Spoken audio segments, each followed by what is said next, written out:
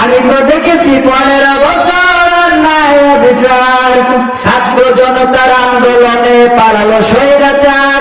এখনই সময় কোরআনের রাজ কায়েমের হে বীর, লিল্লাহি তাকবীর, আল্লাহু আকবার। লিল্লাহি তাকবীর, লিল্লাহি তাকবীর, লিল্লাহি তাকবীর, আল্লাহু আকবার। আমি তো দেখেছি সানা হত্যা সদর দপ্তরে, আলেমদেরকে করলো বলে শাপলা চত্বরে, ঠিক না? আমি তো দেখেছি সানা হত্যা সদর দপ্তরে, আলেমদেরকে করলো বলে শাপলা চত্বরে। আমি তো দেখেছি আলেমদেরকে করতো নির্যাতন, কত আলেম জেল খাটালো ফাঁসির মঞ্চায়ন। লিল্লাহি তাকবীর। আজকে বিচার চাই সেনা হত্যার, আজকে বিচার চাই গণহত্যার। সময় এসেছে বিচার করার, জাগ্রত হবে। লিল্লাহি তাকবীর, আল্লাহু আকবার। লিল্লাহি তাকবীর, আল্লাহু আকবার। তাহলে দেখেন আল্লাহ পাক বলেছেন এরপরে, ওয়াতারান নাস সুকারা, মানুষগুলো দিক বিদিক হয়ে ছুটাছুটি করতে থাকবে, দৌড়াইতে থাকবে। তার মানে হলো আল্লাহ পাক বলেন ওরা নেশা খায় নাই। নেশা খেলে যেন মানুষ মাতাল হয়ে দৌড়াদৌড়ি করে, ওরা বোঝে না, নাকি বলেন? আল্লাহ পাক বলেন ওয়ামা হুম বিসুকারা, না ওরা নেশা খায় নাই, ওরা পাগলও হয় নাই। ছুটছে কেন? তাহলে কেন দুধের বাচ্চার কথা মা বলে গেলাম, গর্ভবতী নারীদের গর্ব কেন খসে পড়েছে? মানুষ কেন ছোড়াছুড়ি করছেন? নেশাও খায় নাই, মাতালও হয় নাই, কি হয়েছে তাহলে? আল্লাহ পাক বলেন এর আসল কারণ হলো ওয়ালাকিন্না আযাবাল্লাহি শাদীদ, আল্লাহর ভয়ঙ্কর আযাব দেখে, কম্পন দেখে মানুষের আত্মঘাত হয়ে পড়েছে। জোরে বলেন নাউযুবিল্লাহি। আমার ভাইয়েরা, আকাশের অবস্থা এমন হবে, কোরআনুল কারীমের ভিতর বলে দিয়েছেন ইয়াউমা নাতমিস সামাআ কাতাইয়িস সিজিলিল কুতুব।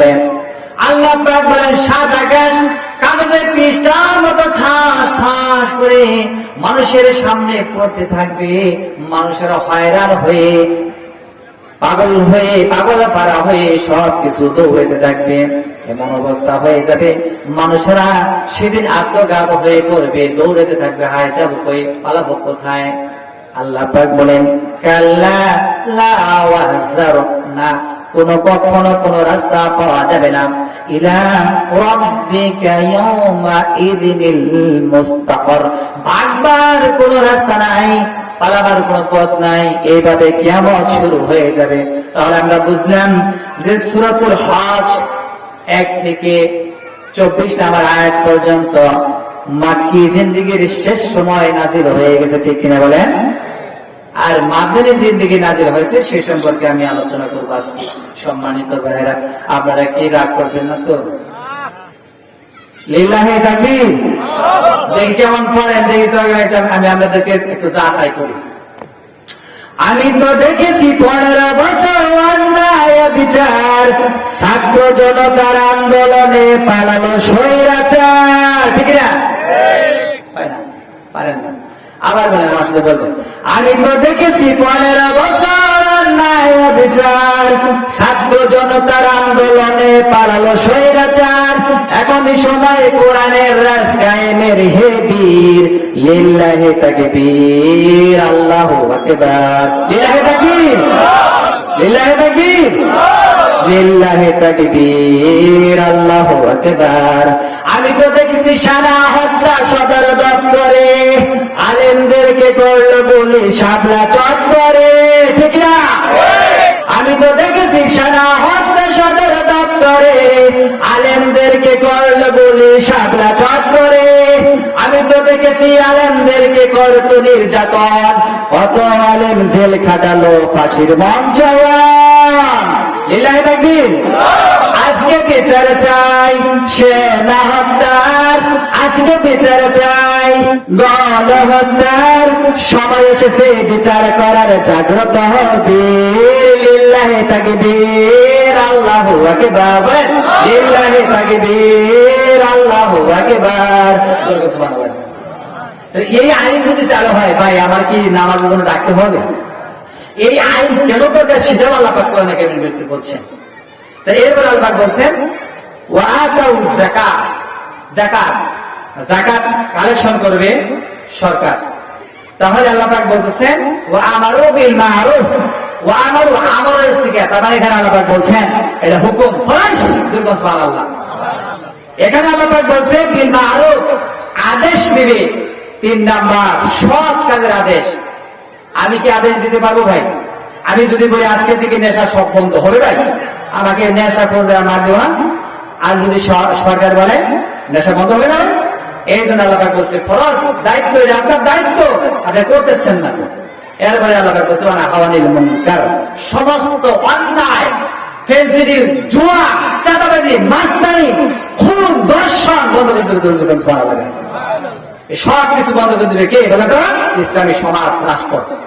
এরপরে আল্লাহ বলছে ওয়ালিল্লাহি আকিবাতুল উমুর, আর আমি এটা প্রতিষ্ঠিত করি তোমাদের মতো মুমিন বান্দাদের মধ্যে দিয়ে। সুবহানাল্লাহ।